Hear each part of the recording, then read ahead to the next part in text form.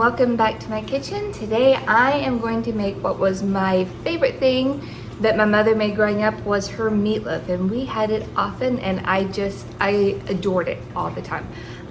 It is one of those things, there's probably hundreds of ways to make meatloaf and every family seems to have their own, and that's perfectly fine.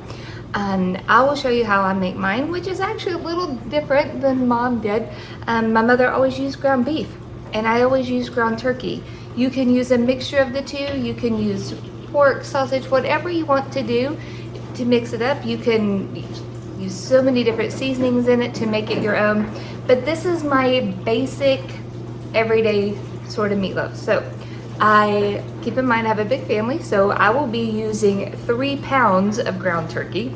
If you don't have such a big family, then maybe just a 1 pound pack of whatever ground meat you would like to use will suffice. So let me angle you down just a bit so you can see what I'm putting in my bowl.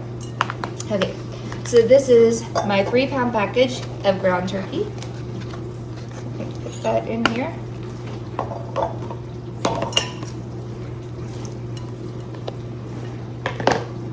To this, I'm going to add 2 eggs.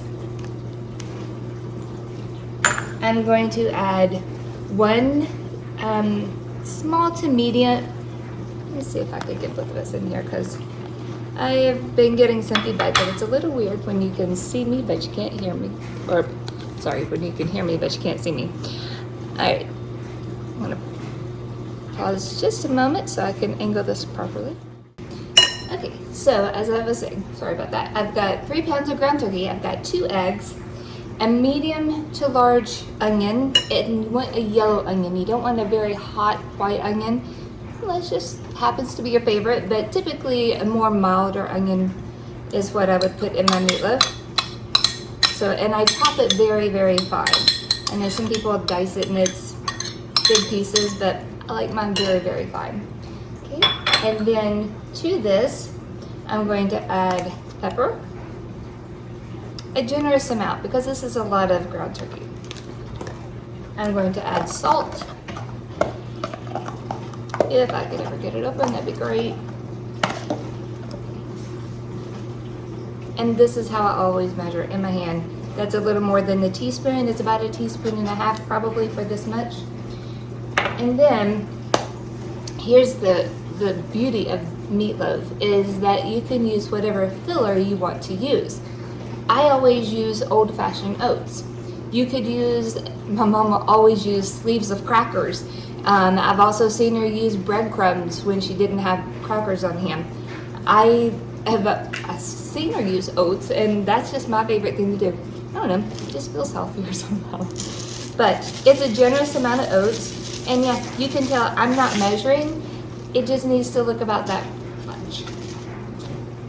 And then a squeeze of ketchup, or you could do barbecue sauce. Here is where you would add any seasonings that you want. Just a big squeeze. Pardon me, that pepper in the air doesn't make me sneeze, makes me cough. Okay, so first I put my spoon in here, and also start with very clean hands because I will move to using my hands to smoosh it all together. But first I like to use my spoon to get some of the major stuff going because it freezes my hands. And maybe I'm just being weak, but that's okay. So I find it's better to start with the spoon, slinging oats. And this is all that is in my basic meatloaf. Okay, going to switch to my wood spoon.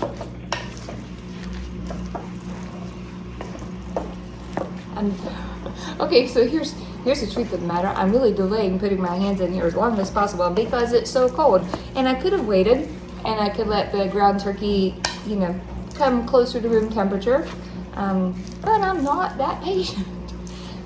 Speaking of being not that patient, this is something that you can make ahead and just wrap in plastic wrap and put in the refrigerator, which is exactly what I'm doing today. I'm making this in the morning. It's not dinner time yet, But I will have a lot of things going on later. I have a lot of other things I want to do to make in the kitchen today. So this is just something I'm just kind of getting out of my hair. So I'm putting it together, and then I will put it in the refrigerator, and then when I'm ready, just bake it in the oven, 350 degrees for an hour. Ish. Okay, so I've got time to go in. I've got it mixed up as much as I can with a wood spoon, and now it's best to just kind of mix it. And now that I've put both hands in there, suddenly thinking, maybe it wasn't such a good idea, because when I go to hit the pause button on my recorder, I'm not going to have a clean hand to do that. All right, so you just want to do that until it's well incorporated. Now, using ground beef, it has a different fat content, obviously. So I spray my pan for ground turkey. Ground beef makes, my mom would say, makes its own grease, but the fat content of the beef is so high that, you know, it renders the fat and it doesn't stick. And ground beef, you'll see, will shrink away from the sides more than ground turkey does, but it just acts a little different. But she would always put some milk in with hers. I don't do that. I don't find that it really changes anything, but she would have like just a splash of milk if it was ground beef. Sometimes, you know, if you get too much of the crackers, or if you get too much of the oats in there, whatever carbohydrate filler you're using, if you get too much of that, you'll definitely need to add a little milk just to kind of thin it out so your meatloaf isn't so dry. Okay, moving that out of the way. And so I've put it in my pan here. Now I'm just going to use my hands to flatten it all out. Now, if I'm doing a smaller quantity, I've seen a lot of people put this in a loaf pan, therefore meatloaf, and they put it in the bread pan that I would typically make just a loaf of bread in. But a big family requires more. So I put it in a 9x13 pan, and I just spray it with my cooking spray, as I've already said, and I got it nice and flat. Boom, there we go. Okay, so, haha, looking for even a clean knuckle. I don't have that, so give me just 1 minute, and I'm going to clean my hands. It's just enough to pause. Okay, and here we have it. This is our meatloaf that has baked at 350 degrees for an hour. And as you can see, the ketchup on the top has made a nice thick coating. And you can make sure that it's done in the middle. Sometimes it can look done on the outside and not be completely done on the middle. But I can tell that this is. And it has shrunk. You can see it pulls away from the sides nicely.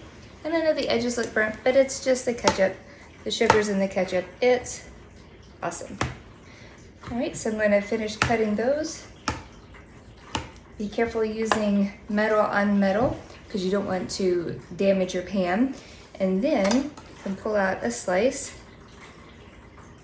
and looks like that. It's steamy hot. Okay, I hope you try this and put your own little spin on it. Try different spices.